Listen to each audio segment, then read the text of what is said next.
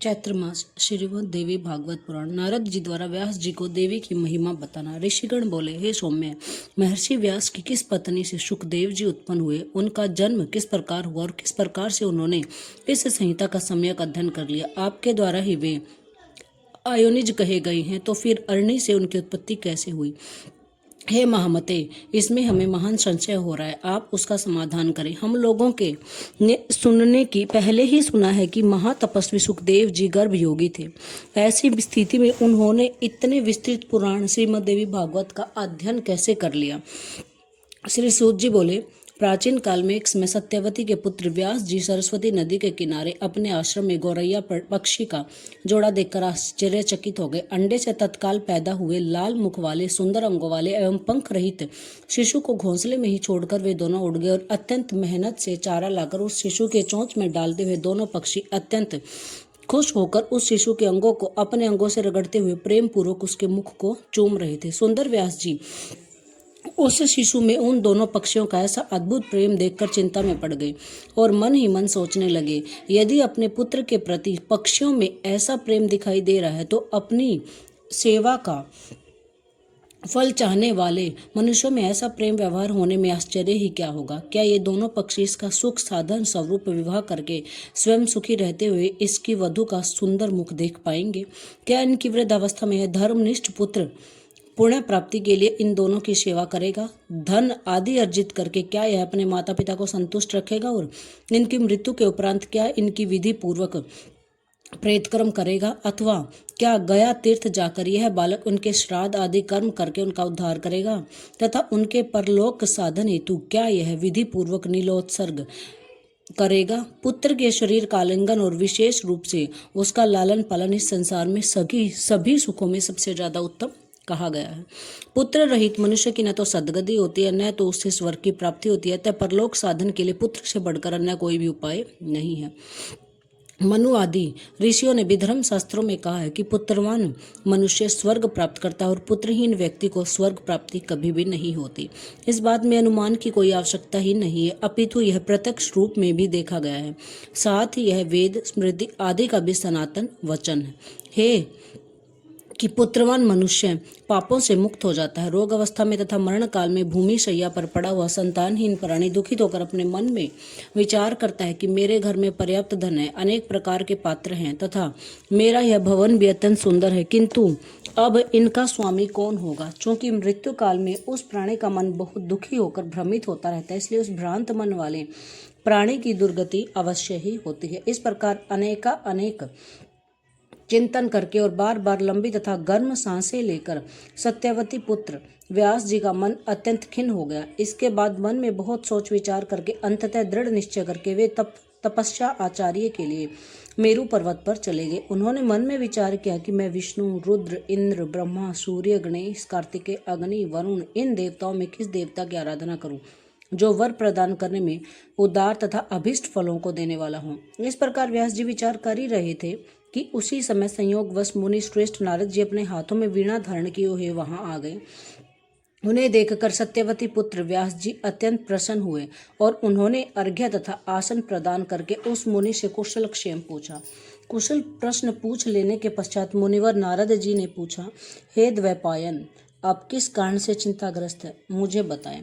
व्यास जी बोले, संतानहीन व्यक्ति की सद्गति नहीं होती और कभी भी उसके मन में सुखानुभूति नहीं होती। इसी बात को लेकर मैं अत्यंत दुखित हूँ और बार बार यही सोचता रहता हूँ, मैं अभिलक्षित फल देने वाले किस देवता को अपनी तप साधना से प्रसन्न करूं।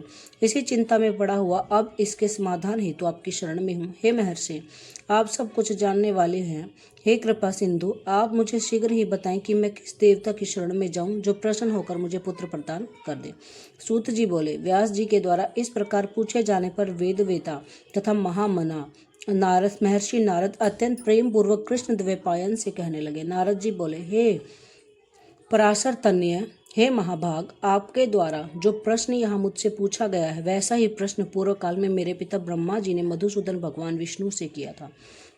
मेरे पिता ब्रह्मा जी कौस्तुभ मणि की प्रभा से दीप्तिमान शंख चक्र गदा और पद्य धारण करने वाले, पीत वस्त्र धारण करने वाले, चार भुजाओं वाले, श्री वत्स चिन्ह से विभूषित वक्ष स्थल वाले, सभी लोगों के कल्याण स्वरूप कठोर तप करते हुए देवेश जगतपति श्री नाथ विष्णु को ध्यान में अवस्थित होकर कठोर तप करते हुए देखकर अत्यंत विस्मय में पड़ गए और पूछा।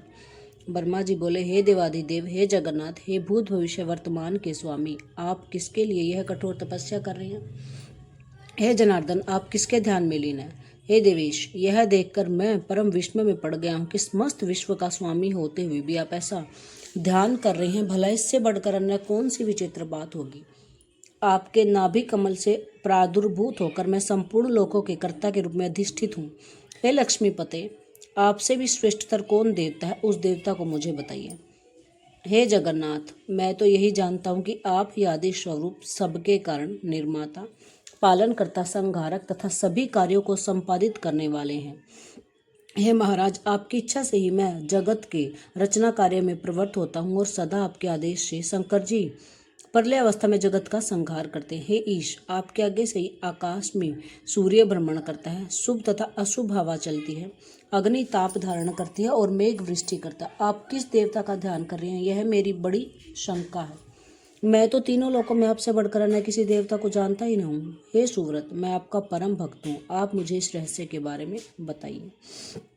ब्रह्मा जी का वचन सुनकर भगवान विष्णु उससे बोले, हे ब्राह्मण, आपको अपने मन की बात बताता हूँ, आप उसे जरा एकाग्रचित होकर सुने।